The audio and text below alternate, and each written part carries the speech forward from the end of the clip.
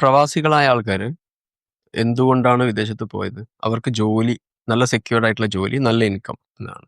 പക്ഷെ ഇപ്പോ ഈ AI, machine learning, artificial intelligence ഒക്കെ വരുന്നതിന്റെ അടിസ്ഥാനത്തില് പല ജോലികളും ഓട്ടോമേറ്റ് ചെയ്യോ അല്ലെങ്കിൽ മെഷീൻസ് ടേക്ക് ഓവർ ചെയ്യോ ചെയ്യുന്നുണ്ട്.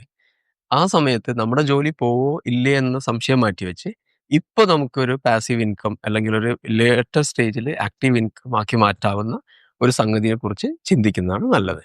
അപ്പോൾ അത് വളരെ ചെറിയ രീതിയിൽ നിങ്ങൾക്ക് ആരുമായി അസോസിയേറ്റ് ചെയ്തോ അല്ലെ സ്വന്തമായി ഒരു പ്രോഡക്റ്റോ ഒരു 10 പ്രോഡക്റ്റോ ഒക്കെ വെച്ച് നിങ്ങൾക്ക് സെല്ല് ചെയ്ത് സ്റ്റാർട്ട് ചെയ്യുന്നതാണ് ഇപ്പോഴത്തെ കണ്ടീഷനിൽ ഏറ്റവും നല്ലത്.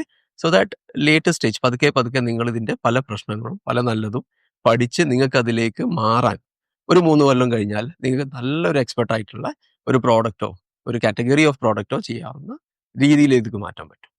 അപ്പോൾ ഏറ്റവും നല്ലത് തുടങ്ങുക എന്നുള്ളതാണ്. കാത്തിരുന്ന് അടുത്ത ഘട്ടം വന്ന് നിങ്ങളുടെ കയ്യിൽ ഒന്നും ഇല്ലാത്ത അവസ്ഥയിൽ നിങ്ങൾക്ക് ഇത് തുടങ്ങാൻ പറ്റില്ല. ആമസോൺ എന്ന് പറഞ്ഞത് ഒരു ഗ്ലോബൽ ജയന്റ് ആണ്. അതിൽ നിങ്ങൾ നിങ്ങളുടെ പ്രോഡക്റ്റ് ലിസ്റ്റ് ചെയ്യുന്നതോട് കൂടിയിട്ട് ഇത്രയും വലിയ ക്രൗഡിന്റെ മുമ്പിൽ നിങ്ങൾ നിങ്ങളുടെ പ്രോഡക്റ്റ് പ്രസന്റ് ചെയ്യുകയാണ്.